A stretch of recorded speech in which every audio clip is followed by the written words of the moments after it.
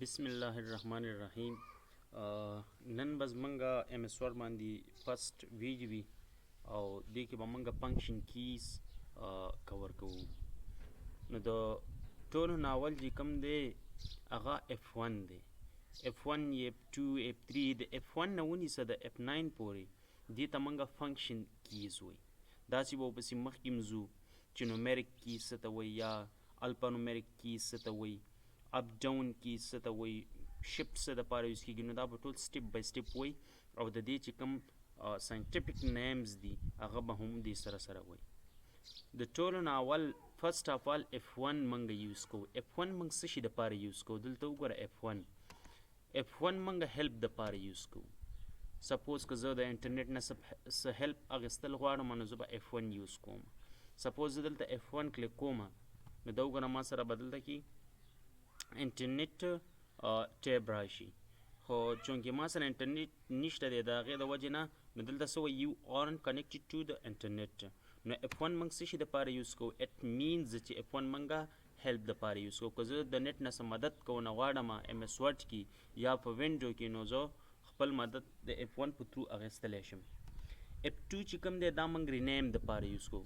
سپوز ما سره یو فایل نیم دی ایم اس آفیس نوټس او هغه زه رینیم کونه غواړم، زه چینج کونه غواړم، بل سپوز زه ته ایم اس ورډ صرف نیم ورکونه غواړم نو زه به F2 کلیک کړم او هغه به زه چینج کړم نیم. سپوز دلته زه راځم دا جی کې ما لیکلی دی نو جی کې ما کلیک کړه، اوس که زه F2 وم نو F2 ما کلیک کړه دا وګوره نو زه اوس رینیم کولی شم. صحیح شوله که نه؟ ورپسې تھرډ ون چې کوم دی دا موږ سرچینګ دپاره یوز کوو. سپوز که زه ما سره 10 فایلز دي یا 11 فایلز دي یا 20 فایلز دي او په هغې کې زه یو سپیسیفیک پارټیکولر فایل سرچ کونه غواړم نو زه به د F3 په مدد سره سرچ کوم. سپوز زه دلته فایل ته رالم او فایل کې زه F3 کلیک کوم نو دلته به دې ځای کې به ما سره एकदम کرسر راشي نو زه F3 باندې کلیک کوم نو دا وګوره دلته کې ما سره زه اوس سرچ کولی شم، سرچ بار ما سره راغلی. سپوز زه ته وایم چې جی کې نو چې زه جی کې کلیک کړم جی کې نو دا وګوره ما سره په ټاپ باندې راغلی، هایلایټ یې کړه. صحیح ده؟ د نیکسټ ون از موسٹ امپارټنټ الټ پلس F4.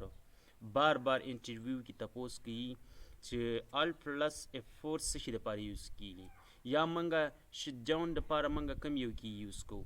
کمپیوټر کلوز کولو لپاره یعنې بندولو لپاره دې دپاره موږ شارټکټ کی څه شی یوز کوو؟ دې دپاره موږ الټ F4 یوز کوو.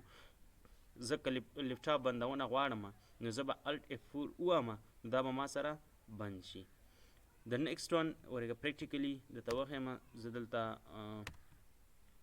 الټ پلس F4 کلیک کوم نو دا وګوره شټ ډاون وینډوز. صحیح شوله؟ نو دا الټ F4. د نیکسټ ون از ریفریش کېدو دپاره زه څه شی کوم؟ موږ کوم یو شارټکټ کې یوز کوو فنکشن کې نو هغې دپاره موږ F5 یوز کوو. څه شی؟ F5 شارټکټ کې موږ یوز کوو.